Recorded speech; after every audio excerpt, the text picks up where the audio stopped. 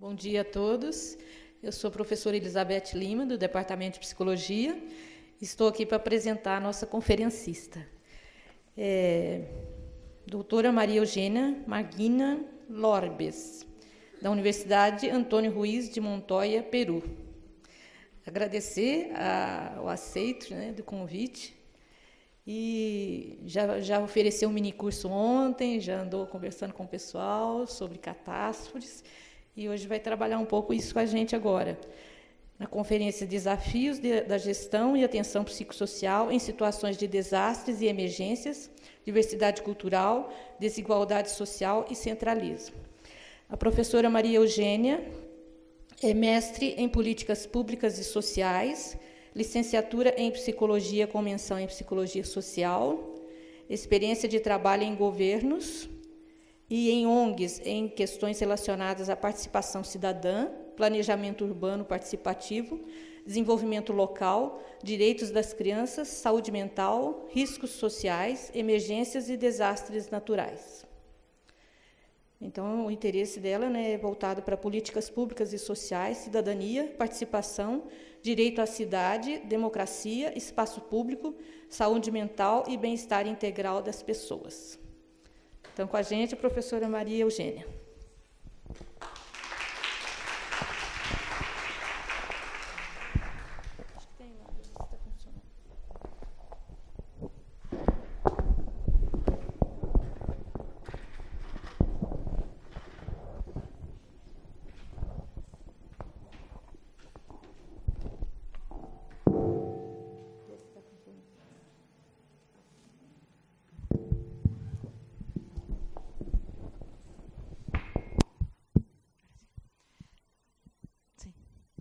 Buen día a todas y todos. Muchas gracias por la invitación, por estar aquí. Estoy muy contenta de estar aquí. Es la primera vez que estoy en Brasil y ayer tuve una muy bonita experiencia en el minicurso. Quería primero disculparme por no hablar portugués.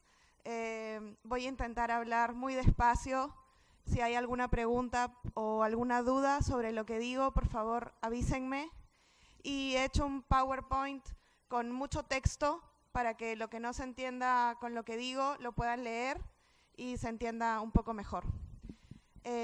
Bueno, entonces vamos a empezar. Voy a hablar de los desafíos de la gestión y atención psicosocial en situación de desastres, especialmente en situación de desastres naturales y en emergencias, y el reto que supone en los países de América Latina la desigualdad social, la diversidad cultural y el centralismo. En Perú es un reto constante y me imagino que aquí también, aunque es un país mucho más descentralizado que el Perú.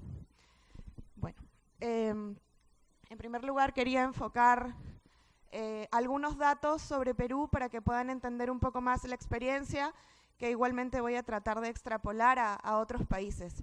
Esta imagen que vemos es donde viven la mayoría de limeños, de peruanos. Perú es un país de 30 millones de habitantes, pero 10 millones de habitantes viven en Lima y viven en condiciones como estas, ¿no? Que ahora voy a pasar a detallar más. Entonces, Perú tiene tres grandes zonas. Está la costa, que es esto amarillo, ¿no? Junto al mar. Está la sierra o los Andes y toda la selva, ¿no? La Amazonía peruana. Cada una de estas regiones tiene características muy peculiares, culturales, de religión, de cosmovisión, pero también climáticas. Lima, que es sobre lo que voy a hablar más, se encuentra en un desierto, aunque está al lado del mar, es un desierto y tiene una serie de particularidades. En primer lugar, en Lima no llueve, nunca. Si llueve es porque hay un desastre. Si llueve es porque la gente pierde sus casas, pierde la vida y por eso estamos en situación continua de desastre. Cada año hay un desastre natural y una crisis que atender. ¿Por qué? Porque no estamos preparados. Entonces, en el Perú, como decíamos, en Lima, hay 10 millones de habitantes, producto de las grandes migraciones del interior del país, de las provincias, de la sierra, de la selva, hacia la ciudad debido al centralismo, por un lado, porque no hay servicios, porque el Estado no se ocupa, porque para el Estado el Perú es Lima y solo Lima. Entonces mucha gente empezó a migrar por esa razón y también porque vivimos una guerra interna, un conflicto armado interno entre el Estado y los grupos terroristas entre los años 80 y 2000. Entonces mucha gente trató de salvar sus vidas yendo a Lima, a la capital. Pero en Lima y en el Perú no hay una tradición de planificación urbana. La ciudad crece porque la gente, porque las personas la hacen, la construyen desde cero. Y la construyen como pueden, muchas veces sin conciencia de los riesgos, en los espacios que quedan libres y que son riesgosos, con los materiales que quedan, etc. Entonces, en Perú y en Lima hay una gran tradición de comunidades autogestionarias. Es el pueblo que se organiza para construir la ciudad, ¿no? La política urbana o la política de vivienda no existe. Durante la dictadura de Fujimori, en el año 90, el presidente Fujimori eliminó de la Constitución peruana el derecho a la vivienda. Los peruanos no tenemos un derecho a la vivienda, por tanto, no hay políticas públicas de vivienda ni prevención del riesgo, y por eso el trabajo es tan importante y tan constante. Aquí vemos unas imágenes de cómo se formaron las grandes ocupaciones de tierra de Lima. Esto es Villa El Salvador en los años 80, en los que esta es una experiencia dentro de todo planificada, porque un gobierno municipal de izquierda dio a los ciudadanos, a la población, un terreno, un área donde asentarse. Entonces la gente fue y construyó con algunas características de prevención del riesgo, pero luego eso ha seguido creciendo y se ha transformado en un espacio de riesgo inminente. Aquí tenemos una imagen de cómo ha ido creciendo Lima y la ocupación de Lima hacia las zonas más altas y más riesgosas, ¿no?, a lo largo de los años. Y si vemos estas imágenes, vemos que, aunque aquí no se aprecia tan bien, crecen hacia las alturas de los cerros, de las montañas y al lado de los cauces de los ríos. Ríos que han estado desactivados por muchos años, pero que se vuelven a activar con las lluvias, que vuelven a llenarse de agua y por tanto generan una serie de condiciones riesgosas, ¿no? Bueno, esto es un panorama general. Esto es una zona de Lima, ¿no? Si vemos al comienzo, mostraba una imagen de los años 80 en que es una zona plana donde la gente empezó a sentarse. Poco a poco han ido subiendo a la cima de las montañas, a los cerros. No hay vías de acceso, la gente no tiene escaleras, no tiene caminos, no tiene cómo evacuar. Y como decía, Lima es un desierto, ¿no? Vemos que no hay nada verde como aquí en Maringá, que es todo verde y precioso. En Lima no es así. Para enmarcar un poco más, quería señalar algo sobre el presupuesto en salud mental en el Perú. Decía que continuamente hay riesgos, que continuamente hay damnificados, afectados por los fenómenos del niño que vienen cada 2 o 3 años. El año pasado hubo un fenómeno bastante importante, dejó muchas víctimas, muchas personas murieron, tuvieron que perder su casa, etcétera. Y sin embargo, el presupuesto para este año en reducción de vulnerabilidad y atención de emergencias por desastres es el 0,5% del presupuesto nacional. Y el presupuesto para el control y la prevención de salud mental es el 1% de la población. Entonces, el Estado se compromete cada vez que hay pérdidas humanas, cada vez que hay pérdidas de viviendas, con impulsar políticas de planificación, de gestión de riesgo, de atención a las víctimas y a los damnificados. Hay muchas donaciones internacionales, pero al final queda en nada, queda en palabras, como suele suceder, y la población sigue enfrentando el mismo problema. Entonces, esto es un contexto general de Perú y ahora voy a pasar a hablar en específico sobre los desastres naturales. sé que, no solo naturales, sé que aquí en Brasil no es un tema que se discuta mucho, por lo que he estado charlando en estos días, conversando con algunas personas, entonces voy a hacer un marco, ¿no? El desastre es aquella situación de amenaza puntual, como una amenaza de carácter natural, o repetida, por ejemplo, una violencia política, guerras, que provoca una desestructuración y una ruptura importante del tejido social, impidiendo a la población afectada continuar funcionando con normalidad. Es una situación disruptiva, ¿no?, que irrumpe en la vida de las personas y modifica su comportamiento cotidiano, pero también las redes, los vínculos y el tejido social que tienen. ¿Por qué? Porque lo pierden todo. ¿Hasta ahí se me entiende? ¿Voy muy rápido? ¿Está bien? Ok, gracias. Brigada. Un desastre es, desde el punto de vista sociológico, un evento ubicado en tiempo y espacio que produce condiciones bajo las cuales la continuidad de estructura y los procesos sociales se tornan problemáticos. La pregunta es, ¿qué pasa cuando esto sucede cada 2 años a la misma población, ¿no? Cuando hay una ruptura, una disrupción permanente y no hay una reparación de ese daño a nivel psicológico, individual, ¿no?, del yo, en fin, pero también comunitario, de las redes y los tejidos sociales. Y ese es el reto que tenemos los psicólogos en estos casos. Como decía, hay diferentes tipos de desastres, no solamente naturales. Esto es una imagen de Siria, de los bombardeos. Esto es un desastre, es una catástrofe, es algo que los psicólogos tenemos que tener acción en ello, ¿no? Hay un trabajo fuerte de recuperación, de atención a víctimas, de regeneración del tejido social, de la poca gente que queda allí, ¿no?, porque la mayoría de gente trata de huir de esa situación. También esto es, no se ve muy bien la imagen, pero es Bento Rodríguez, que hubo aquí creo que fue una inundación, me confundo con esta otro, y Teresópolis, ¿no? O sea, aquí también hay desastres naturales o desastres de contaminación que también se pueden atender, y también hay población afectada con la cual hay que trabajar para recuperar esos vínculos comunitarios, pero también la psiquis, ¿no?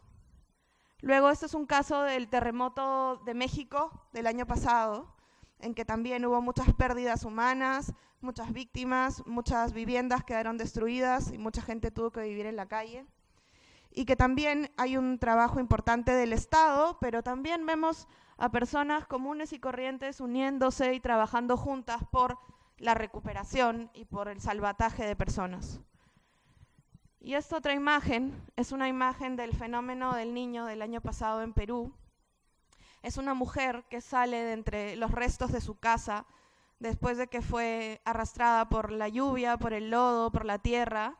La arrastró durante kilómetros y casi inconsciente salió de los escombros, ¿no?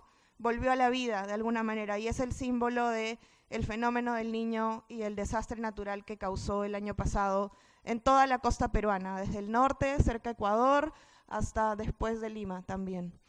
Y estas imágenes son las que importan y nos hacen pensar cómo esta persona vuelve a funcionar adecuadamente, cómo se recupera de ese trauma, pero también cómo esa comunidad puede volver a la normalidad, ¿no?, en esas condiciones, en la condición de haberlo perdido todo.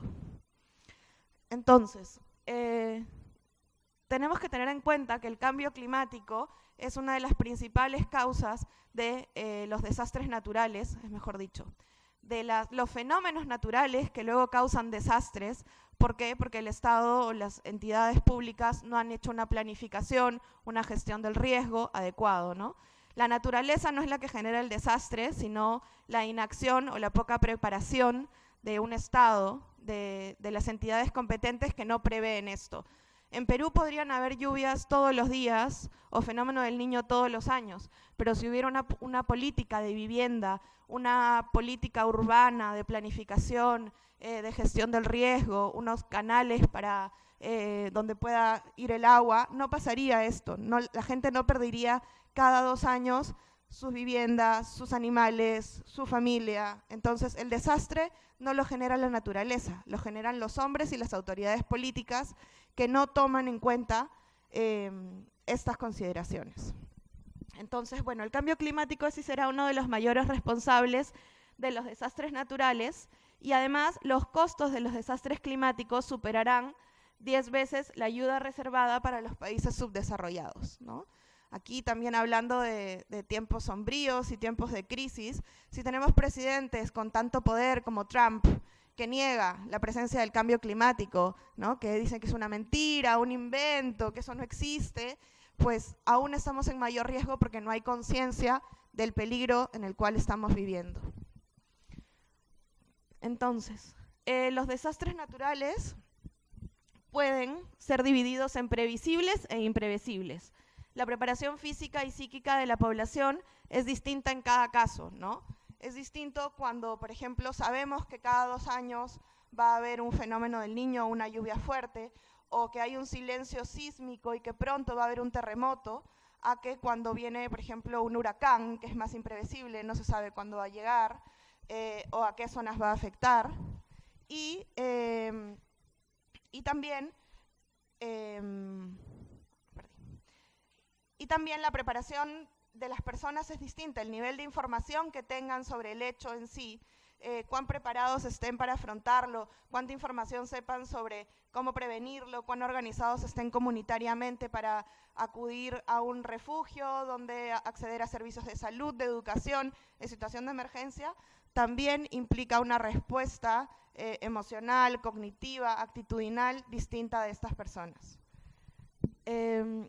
Pero a pesar de que algunos desastres pueden ser prevenidos, no siempre la población está preparada o informada para afrontar estas situaciones. Pero más aún, en muchos casos, algunas personas se rehúsan a aceptar la existencia de la amenaza a modo de defensa, ¿no? Como comentaba ayer en el minicurso, hace unas semanas estaba trabajando con unos niños sobre la prevención de riesgos y viven en la zona con mayor riesgo de todo el Perú de un terremoto y de que todas las viviendas que están en esa zona queden destruidas y que la gente muera. El 90% de esa gente va a morir y lo saben, ¿no? Lo saben porque hay informes, hay diagnósticos, hay comunicación. Hablaba con los niños porque hacía unos días había habido un temblor, ¿no? Un movimiento sísmico leve a las 6 de la mañana. Y les preguntaba, bueno, ¿y qué hicieron ustedes en ese sismo? Se sabe que hay que salir de la casa lentamente, ir a una zona determinada de refugio, llevar una mochila de emergencia con medicinas, alimentos, agua, etc. Y les preguntaba a estos niños qué hicieron y muchos me decían, nada, seguí durmiendo. Era muy temprano como para moverse de la cama, hacía frío, ya iba a pasar, y yo les decía, no va a pasar, puede haber un terremoto, pueden morir, pueden haber consecuencias graves. No pasa nada, no quería levantarme aún, mi mamá me dijo que me quede en la cama, ¿no? Hay una negación del hecho de que están en un riesgo inminente, de que la única posibilidad de vivienda que tienen, de convivencia con su familia, es una oportunidad para la muerte. Entonces hay una negación, no solamente basta con estar informados y preparados, sino también hay procesos psicológicos detrás que son importantes de analizar. Hay una diferencia importante entre una víctima y un damnificado.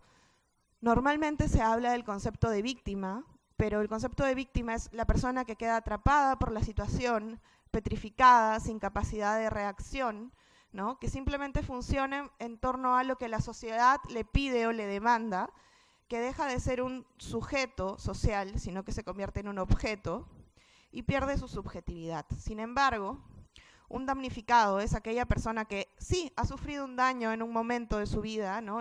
Por una crisis, por un desastre natural, por un conflicto político, por una guerra, pero tiene cierta movilidad psíquica y conserva la subjetividad del individuo. Tiene capacidad para seguir funcionando, para salir de ese trauma en un inicio momentáneo, ¿no?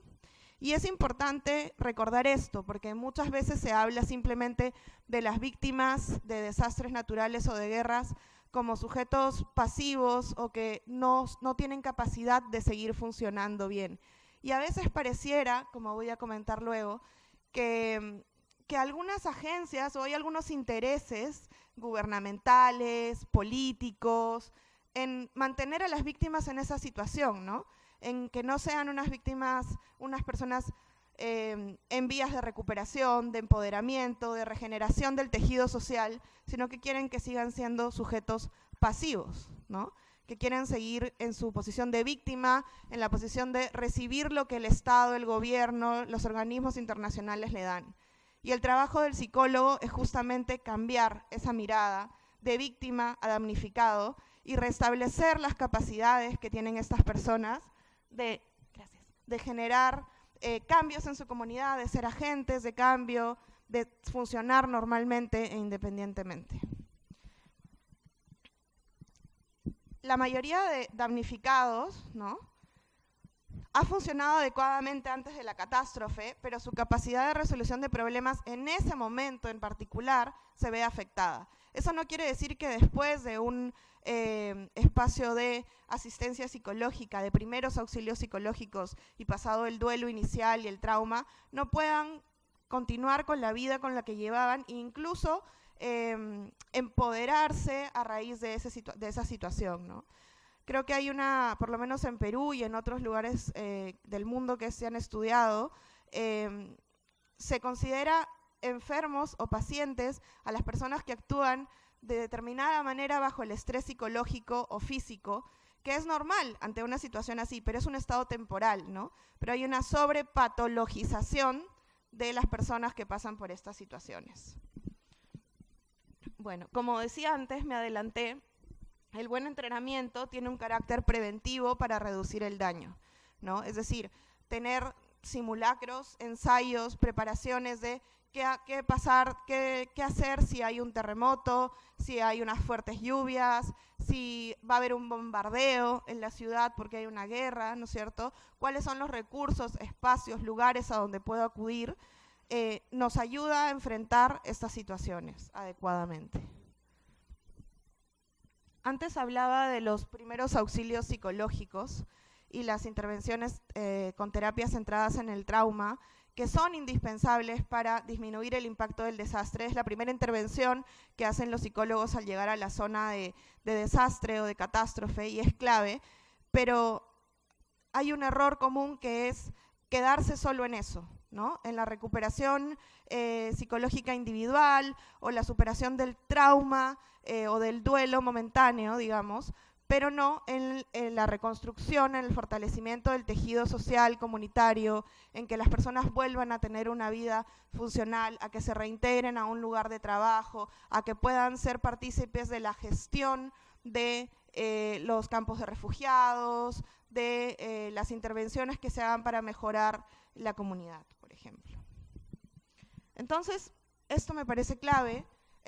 La catástrofe es también una oportunidad, ¿no? Sí, destruye la vida de muchos, pero también crea condiciones que aprovecharán otros, unos pocos. Y esto es interesante porque se puede aprovechar para bien o para mal, ¿no? Y creo que nuestro trabajo es generar condiciones, acompañar procesos de reconstrucción, de fortalecimiento comunitario, individual, del tejido social, que generen una nueva oportunidad para esa comunidad afectada por la catástrofe o por el desastre. Y como decía antes también, y conversábamos ayer en el minicurso,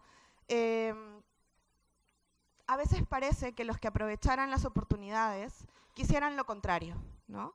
Que a veces el gobierno, el Estado, las políticas que se impulsan, la cooperación internacional, los organismos internacionales, o los medios de comunicación, como me decían ayer, tienen un interés de presentar una imagen mucho más victimizada, pasiva, patológica de las personas afectadas o de esa comunidad, ¿no? Cuando también hay muchas cosas positivas que se pueden decir y que estos momentos de crisis pueden generar.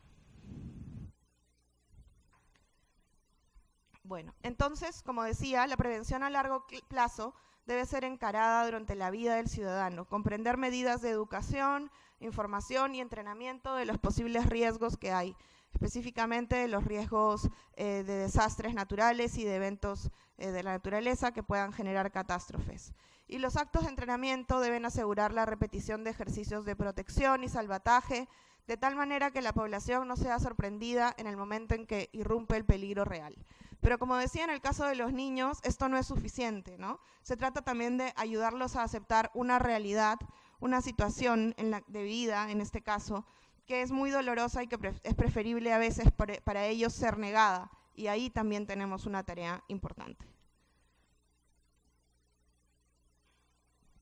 Entonces, el afrontamiento y la planeación a futuro son los mejores indicadores de que la crisis podrá llegar a su fin y dar un nuevo comienzo. Las redes comunitarias de apoyo y el compromiso social por el progreso, por el desarrollo, tienen un nivel importante de incidencia en la superación de la crisis, ¿no? Si hay una comunidad que a pesar del desastre o la crisis continúa trabajando junta, hay liderazgos importantes o se generan nuevos liderazgos a partir de este desastre, será una comunidad que se recupere más prontamente y que además puede generar prevención y planeación a futuro para que esta situación no se vuelva a repetir. ¿No? Bueno, aquí otra vez se subraya la importancia de la vida comunitaria y se plantea que los desastres deben considerarse de acuerdo con su potencial de perturbar las actividades de una comunidad y causar daños a los miembros de la misma. Es decir, nos habla de la resiliencia de la comunidad para actuar frente a esas situaciones.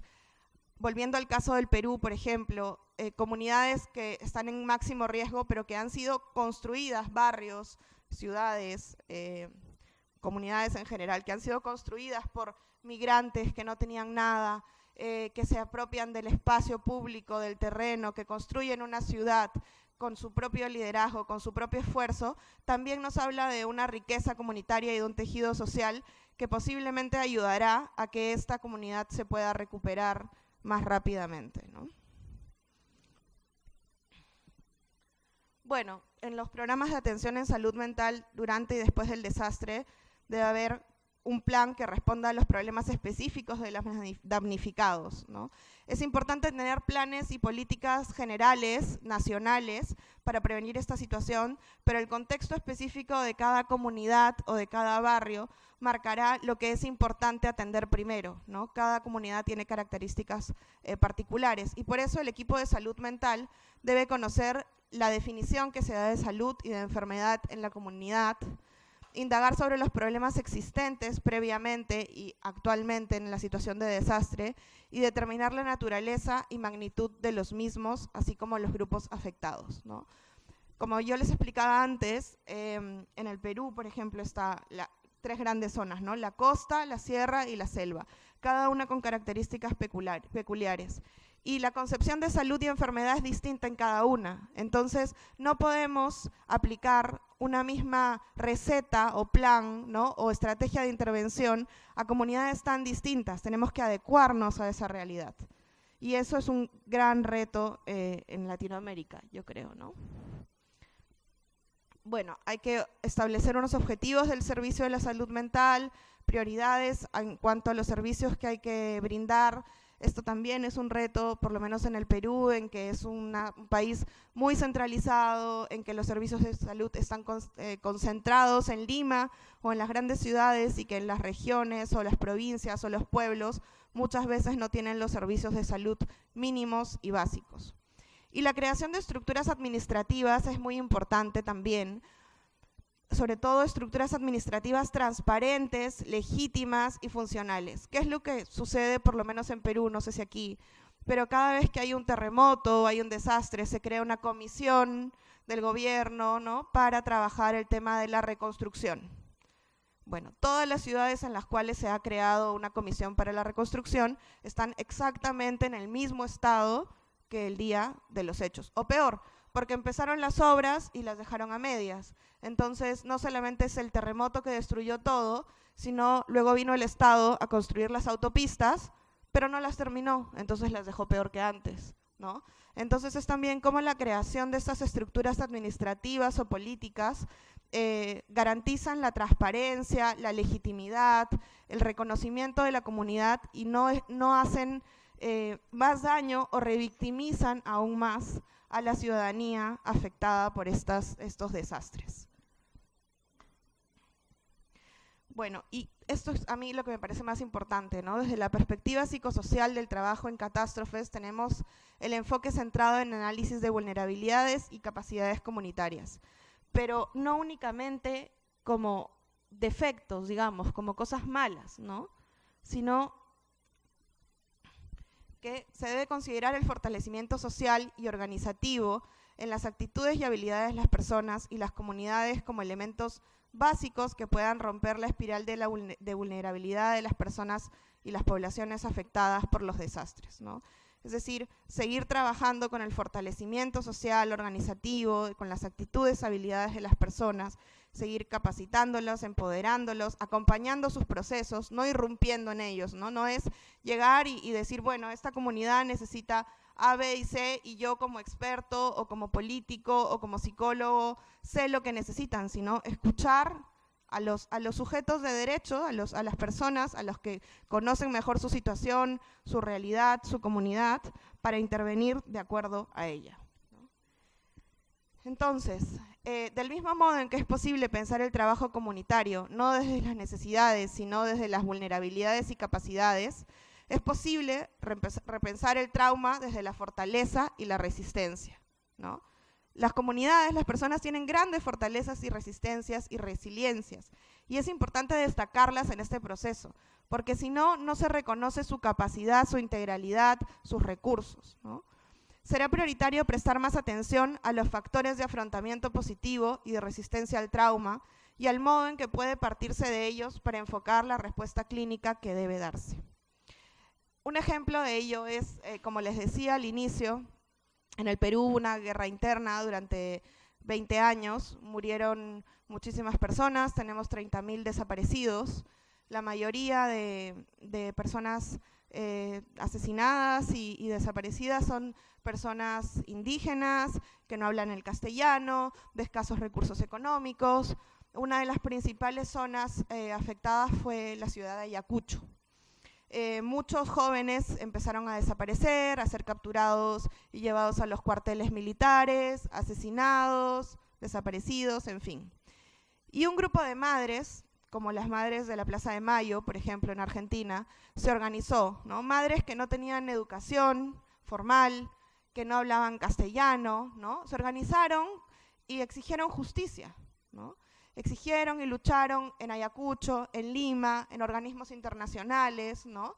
Y pudieron conseguir muchos identificación de cadáveres, procesos judiciales contra el Estado y contra los grupos terroristas, ¿no? Entonces también esto nos habla de factores de afrontamiento positivo, ¿no? De cómo estos recursos en una crisis, en una catástrofe, también salen a flote, ¿no? Estas mujeres en otra situación, quizás si no hubieran perdido a sus hijos, si no hubiera habido una guerra interna, no se hubieran organizado, no se hubieran capacitado, no se hubieran empoderado de la misma manera, no hubieran llegado a donde han llegado. Entonces, creo que también es importante ver este otro lado positivo, esta oportunidad que nos dan las catástrofes y que nosotros como psicólogos deberíamos fomentar y acompañar. Entonces, las intervenciones por catástrofes deberán tener en cuenta los factores de dignidad y de fomento de control sobre la propia vida y venir determinadas por el marco cultural en el que ésta se produce, ¿no? Otra vez el enfoque intercultural es importante y retomar el control sobre su propia vida, que es algo que el Estado, por lo menos el Estado peruano, no considera, ¿no? El Estado peruano considera, llega una población con una catástrofe, con un desastre, les doy unas casitas, les doy un poco de comida, les doy un poco de dinero y me voy, ¿no? Pero ¿dónde está el desarrollo de las capacidades? ¿Dónde está el diagnóstico participativo? ¿Dónde está el fortalecimiento comunitario del tejido social? Eso no importa y eso es central, ¿no? Las diferencias culturales no solo promueven diferentes construcciones del yo, sino diferencias en cómo los individuos piensan, sienten y actúan, ¿no? Para una comunidad, pues, no sé, de la selva, no será muy importante su río, por ejemplo, y quizás para una comunidad más urbana, no, ¿no? Entonces es importante tener en cuenta estos marcos. Es importante desarrollar métodos de evaluación que eviten asumir presupuestos éticos respecto a lo que es normal y anormal en las consecuencias y en los modos de afrontamiento individual y comunitario frente a los desastres, ¿no? Todos tenemos un marco de lo que consideramos cotidiano, normal, tradicional, cultural, frecuente. Ayer contaba un chiste para graficar esta situación, no sé si se entienda mucho, pero lo voy a contar igual. Bueno, había una persona andina, ¿no?, de los Andes, que va a un cementerio a ver a sus muertos y le lleva sus platos de comida favoritos, ¿no? Se los lleva para rendirle tributo, honor, recordarlo. Y hay una persona occidental que lo mira y se ríe de esa persona y le dice, ¿y tus muertos cuándo salen a comer la comida que tú les has llevado? Y la otra persona, la persona andina, le responde, en el mismo momento que tus muertos salen a oler las flores que tú les has llevado, ¿no? Entonces, a veces la diferencia no es tanta, ¿no? Pero nuestra ceguera, nuestra visión cultural nos impide ver algunas características comunes que es importante tener cierta apertura para ellas, ¿no? Volviendo al Perú, yo decía que el Perú es un país muy desigual, ¿no? Aquí vemos algunos índices de Gini. Tenemos más crecimiento económico, más riqueza, nos va bien, estamos estabilizados económicamente, pero la desigualdad, como vemos, sigue creciendo, ¿no? Sigue abriéndose esta brecha. Además, en los discursos mismos del Estado, del gobierno, esto se perpetúa, ¿no? El presidente Alan García hace un par de años, ante una protesta de un pueblo amazónico sobre una concesión minera, decía que esas personas no tenían corona, no tenían privilegio y que eran ciudadanos de segunda clase, ¿no? Entonces que las personas de la Amazonía no iban a decidir en qué se invertía en el Perú, ¿no? Cuando están decidiendo una inversión en su comunidad, que interviene en su territorio, en su hábitat natural y que puede generar un desastre. Pero bueno, esa es la visión que se tiene. Luego hablaba del centralismo, ¿no? Y de cómo Lima es el Perú, ¿no?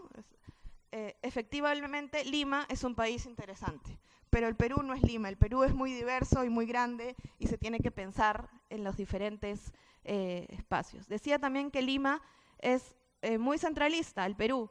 Hay un 32% de la población peruana en Lima, un 33% de las universidades están en Lima, todas las universidades mejores están en Lima. Las universidades que hay en las provincias y en otras regiones son muy malas.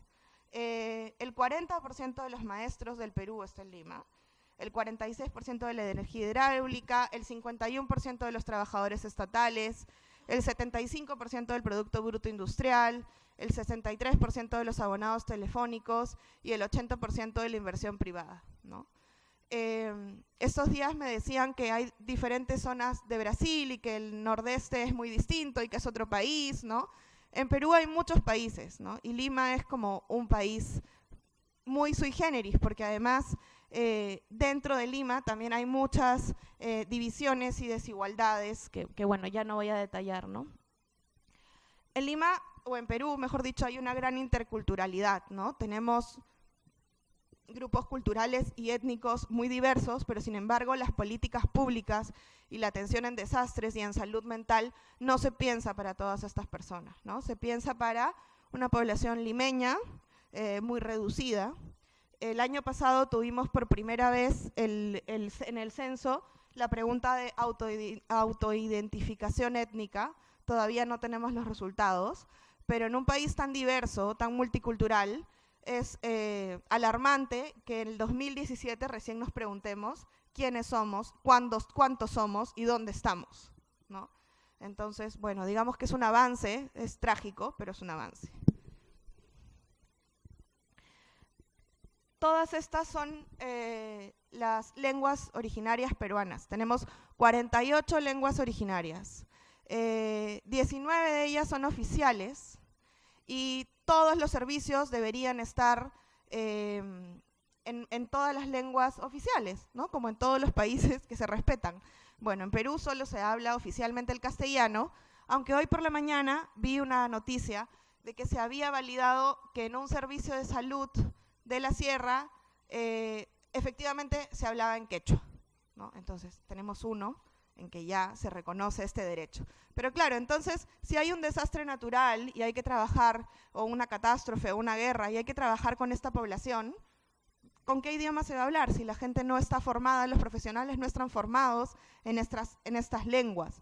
Hay un primer avance en cuanto a la educación primaria, que sí hay una mirada más intercultural de diferentes lenguas, pero es el único espacio, ¿no? Y los psicólogos, por supuesto, hablamos mayoritariamente castellano, incluyéndome, reconociendo mi error y mi defecto. Pero si queremos trabajar con todo el Perú y atender a todas las poblaciones, tenemos que cambiar eso, ¿no?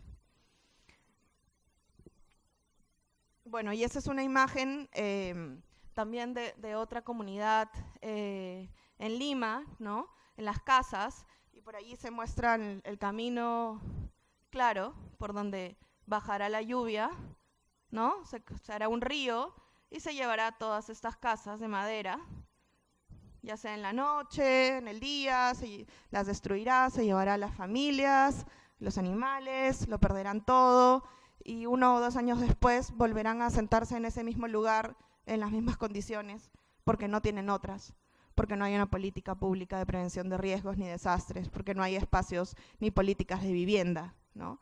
Y por eso es que en Perú hay tantos desastres y nos preocupa tanto trabajar el tema. El Estado está implementando algunas acciones, pero las implementa justamente cuando el desastre sucede, ¿no?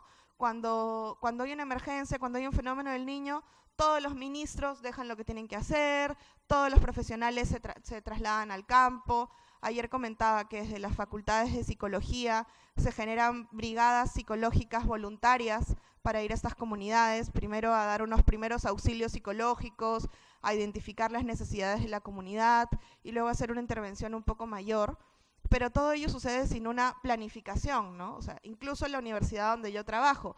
El año pasado, que yo no estaba allí, pero sucedió el fenómeno del Niño, entonces se generó esta brigada de estudiantes, de profesores, voluntarios, para ir a la comunidad. Pero luego sabemos que esto puede volver a producirse el próximo año, pero no se ha elaborado un plan, un diagnóstico, una evaluación de la intervención sí se ha hecho, ¿no? Pero queda en eso, queda en otra vez la catástrofe nos impacta y nos encuentra otra vez sin preparación, sin recursos, sin estrategias de diferentes tipos, ¿no? Que deberían implementarse. Y ahora se está impulsando justamente que se generen cursos dentro de las universidades de gestión del riesgo, de atención a desastres y catástrofes, porque es algo muy común. Lo que sucede es que al momento de la crisis, al momento de la emergencia, se forma rápidamente a las personas, en situación de emergencia también, para poder atender las necesidades de la comunidad, las necesidades psicológicas, comunitarias, en fin. Pero ello no es suficiente, ¿no? Se hacen cosas, además hay muchas experiencias, porque esto pasa repetidamente, entonces se van construyendo experiencias, pero no se formalizan, no se incorporan dentro de la planificación de las universidades y de la política pública y del Estado. Y bueno, eso es un poco mi ponencia. Ahora estoy abierta a comentarios, preguntas, reflexiones. Si algo no se entendió, puedo volver. No sé, ustedes dirán.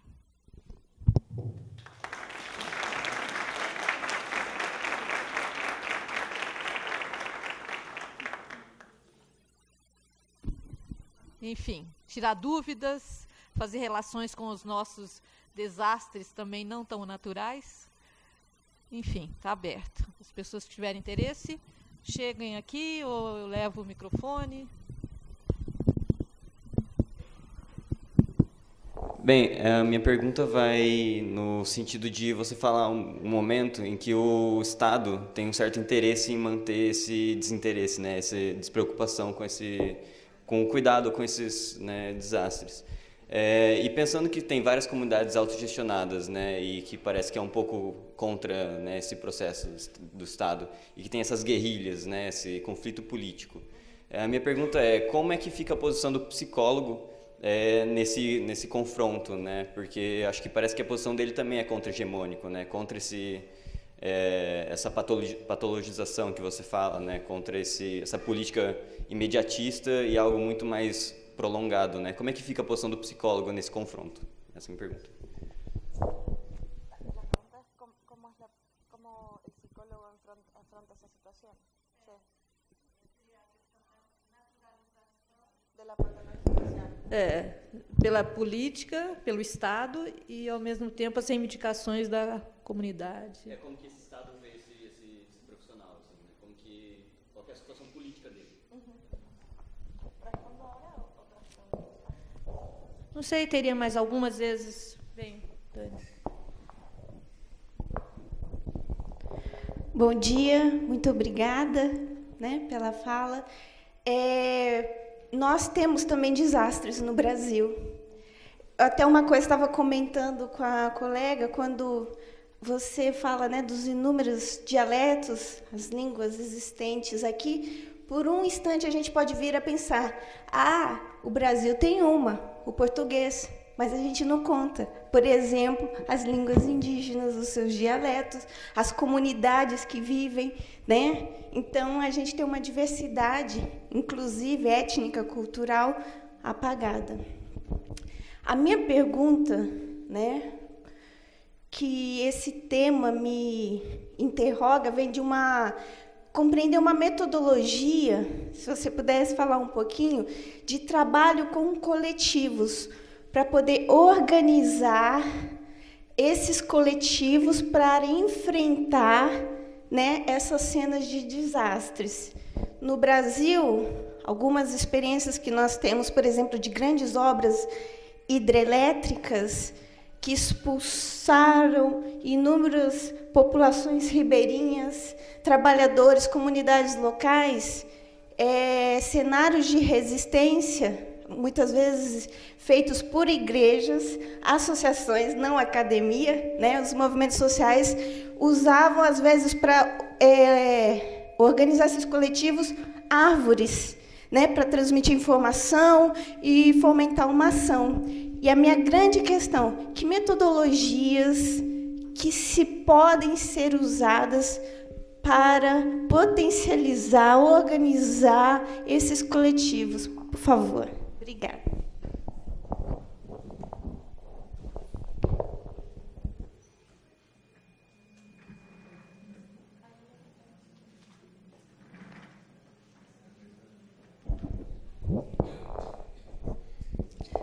Bom dia. Eu não sei onde eu fico. Aqui? Posso falar alto também. Olha, vai fazer de novo. Eu vou falar. Atrás da caixa. Vai pra frente. Aqui. Não, gente. Você se apresenta. Eu queria que as pessoas se apresentassem. Tenta falar para gravar. Aí é bom. Eu gosto de subir no palanque. Bom dia, meu nome é Márcia, eu sou professora aqui na universidade e, nesse momento, nós temos uma demanda muito importante que está sendo endereçada para a universidade, isso é novo, né? Ontem que isso aconteceu, não sei se a Thalita está aqui, da própria Igreja Católica em relação ao desastre que a gente está vivendo aí com a exclusão de várias famílias, né, de trabalhadores, e o início da fome na nossa região. Isso é muito sério. Então, é uma questão trazida pela Igreja Católica. Eu estou aqui falando sobre isso porque nós fomos convocados, enquanto universidade, através de um convite, né, para uma reunião. Eu não pude ir, e a Thalita foi nos representando. Então, quero lembrar também que nós já temos uma discussão, ainda tímida, talvez, das questões dos desastres, né, e dentro das emergências, né, e dos desastres no nosso Brasil, em várias situações. Então, o Conselho Federal de Psicologia já tem a gente fala de cartilha, mas uma publicação sobre esse tema. E esse tema ainda não chegou na nossa universidade pela via do CRP, do CFP também. Está chegando pela via da Igreja Católica. Então, quem tiver algum interesse, a gente ainda vai conhecer melhor qual é a demanda. É só conversar comigo, com a Thalita, né, dos nossos estudantes, que nós vamos precisar de gente para fazer uma escuta, né, dessas famílias e ver como é possível, além da questão da fome, da cidadania, né? Vamos escutar a fome, mas vamos escutar também a cidadania, tá certo? Então, quem tiver interesse, é só procurar por mim ou Thalita. Obrigada.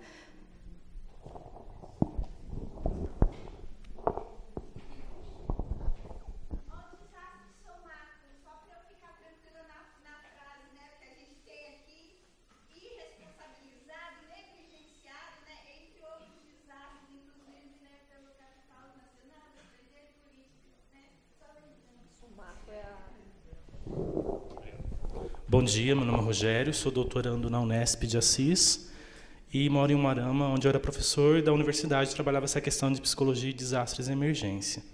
A minha pergunta, diante do que foi já perguntado e mencionado até agora, é saber como nós, enquanto psicólogos e psicólogas, podemos ter um posicionamento ético e político diante desses desastres e emergências para não cairmos naquele jargão de sermos assistencialistas.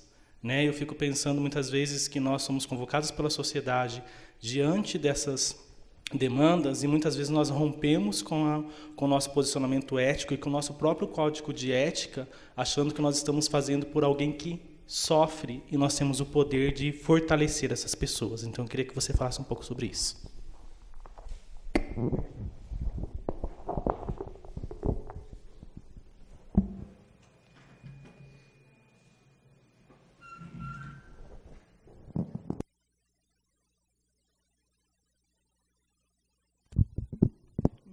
Voy a intentar de responder las 3 preguntas. Espero haberlas entendido bien, porque mi portugués no es muy bueno, así que voy a hacer mi mejor intento. Entre la primera y la tercera pregunta, ¿no?, sobre esta como tensión entre la política que se promueve desde el Estado, quizás poco ética, más bien patologizante, instrumental, ¿no?, y la posición que deberíamos tener los psicólogos, es muy interesante, por lo menos en el marco peruano, porque tenemos la psicología en el Perú y la profesión está en crisis, ¿no? Está en una crisis permanente. Está en una crisis partiendo de que el Colegio de Psicólogos del Perú, ¿no?, se acusa unos a otros de las diferentes sedes de corrupción y de ilegalidad, ¿no? Actualmente no tenemos un colegio de psicólogos en Lima vigente, tenemos 3, que cada uno se pelea con el otro por cuál es más legítimo y cuál ha sido elegido democráticamente y cuál es más ético. Ninguno de los 3 es ético, ¿no? Entonces, también uno se pregunta qué psicólogos estamos formando en el Perú y cómo estamos ejerciendo la profesión. Esto se relaciona con que, vuelvo a mi querido, irónicamente, Fujimori, en medio de las medidas de liberalización que dio durante su dictadura, liberalizó las universidades. Es decir, yo quiero ganar dinero, entonces mañana compro una casa y pongo una universidad. Y se me ocurre que voy a formar psicólogos y me invento una currícula y formo los psicólogos como yo quiera y con los criterios que yo quiera. Bueno, esas son las universidades que están en casi todo el Perú, ¿no? Universidades fantasmas, universidades que son privadas, pero que sirven para quitarle dinero a las personas más pobres, con menores recursos, ¿no?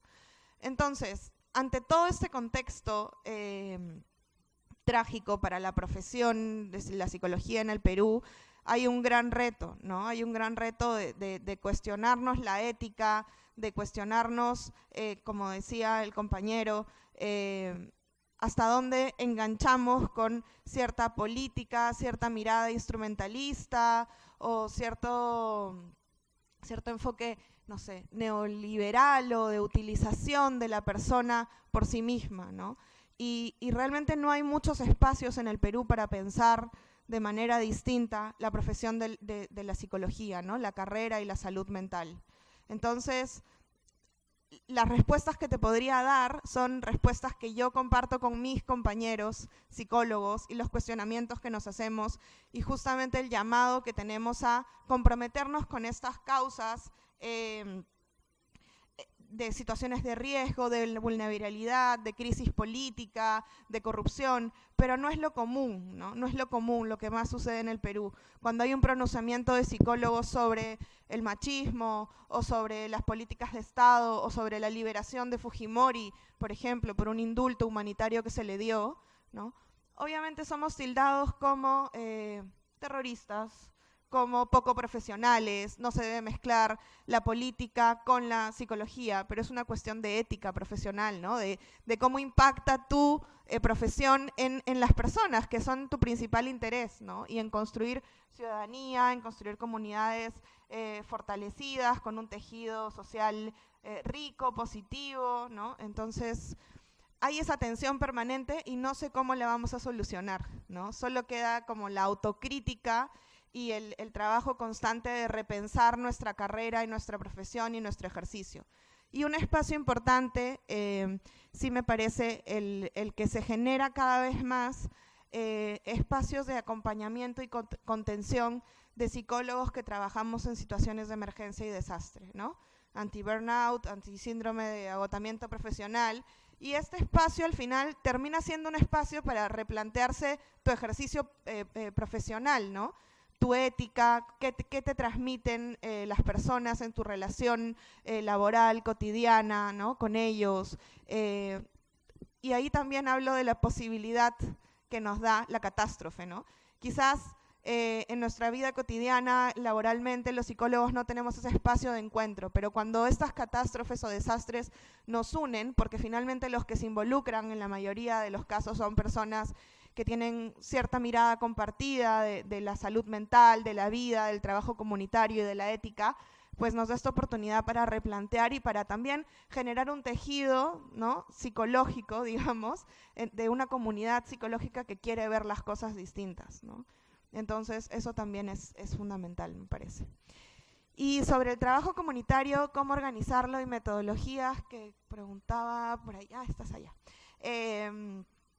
Bueno, creo que la palabra clave es acompañar, ¿no? Cuando una comunidad siente que, por lo menos en Perú pasa así, ¿no? Que una persona de fuera de la comunidad, un profesional, se acerca a reconocer, ¿no? Ese tejido social, ese vínculo, esa organización, ¿no? Y les da un espacio de escucha atenta, de comprensión, de respeto, ¿no? Sienten que se legitima. Y eso ya es un proceso que ayuda a empoderarlos y a replantearse, ¿no? Muchas veces creo que lo que se necesita es simplemente como un empujón, ustedes pueden, vamos bien, vamos por este camino, ¿no? O si no conocen los caminos para, no sé, conseguir recursos para fortalecer la organización o espacios físicos donde reunirse o acceso a servicios, pues facilitar ese espacio, ¿no? Pero por lo menos en el Perú, el escuchar, el acompañar al otro, al que se siente invisible, menos, al que ha sido negado, invisibilizado constantemente, ya es un gran logro para el fortalecimiento y la reparación comunitaria, ¿no? Porque eso es lo que pasa, que ni siquiera nos atrevemos a mirar al otro, ¿no? No nos atrevemos a darle un espacio, a reconocer las iniciativas comunitarias como válidas. En Perú, por la guerra interna y por la dictadura de Fujimori, como supongo que sucede en muchos países, pero también por el racismo, por el clasismo, las organizaciones comunitarias han sido estigmatizadas, ¿no? Durante los años del conflicto armado interno se asesinó a muchísimos líderes comunitarios, ¿no? Sobre todo de izquierda. Y entonces también hay un vacío, un temor, una necesidad de legitimación y de decirles, no estás solo, ¿no? Yo te puedo brindar mi apoyo, mi recurso y sobre todo mi escucha. Y creo que eso ya es importante. Y luego, justamente, tratar de partir de lo que la comunidad quiere, ¿no? Yo tengo un enfoque siempre muy participativo y creo que es la propia comunidad o la propia organización la que tiene que identificar cuál es el camino que quiere seguir, ¿no? Nosotros tenemos que ser facilitadores para clarificar ese deseo, esa necesidad, esos recursos propios que están, ¿no? Pero sin imponer, sino ayudarlos a que salgan, a dialogarlo, a generar un ambiente positivo de construcción, ¿no? De una dinámica grupal saludable, sana, de respeto, de escucha. Y en el Perú eso también pasa por fomentar la participación de las mujeres y los grupos excluidos dentro de los espacios de decisión, ¿no? O las dirigencias, liderazgos comunitarios, comunales, barriales. Y ese también es una forma. Y un punto importante también que estamos trabajando mucho y bueno, que es un enfoque mío en el tema de desastres, pero también de participación ciudadana, es incluir a la infancia, ¿no? Incluir a las niñas, a los niños, a los adolescentes en los procesos de participación, en los procesos de decisión de política pública, de planificación, de recuperación emocional, que son los grandes excluidos y que finalmente no es que son el futuro, sino son el presente, ¿no? Y también se toman medidas y decisiones por ellos. Entonces también es importante incluirlos en el trabajo comunitario. Y eso, no sé si hay alguna otra pregunta.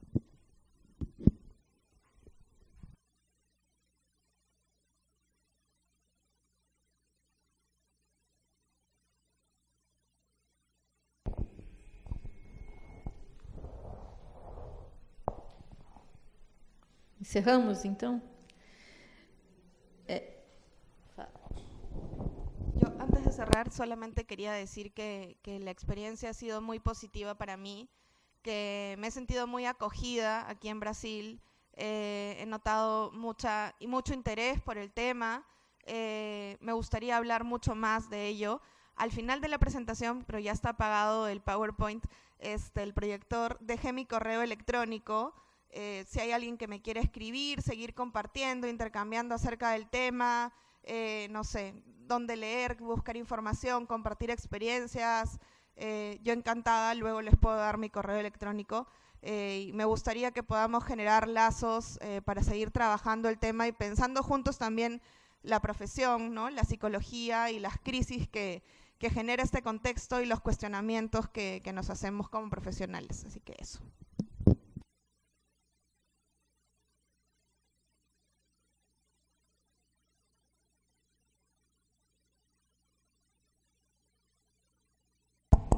Eu tenho 2 avisos antes da gente dar por encerrado mesmo. Deixar aqui comigo, antes que as pessoas dispersassem, informar que na parede lateral da entrada do bloco 33 estará fixada a lista de simpósios e comunicações orais do período da tarde, bem como os locais e horários das apresentações.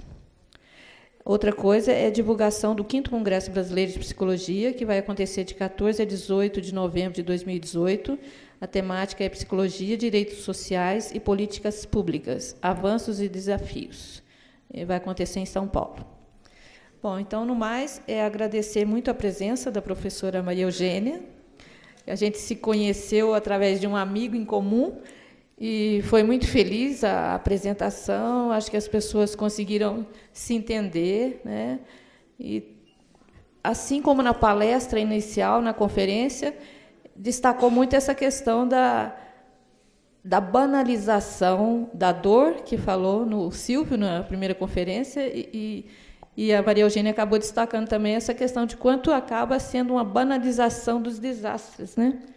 Acontece movimentos políticos e a coisa fica ali e não resolve, não tem um planejamento. Então, acho que deu um gancho, né? Relacionou e a importância da gente, enquanto profissional, estar participando dessas políticas públicas mesmo.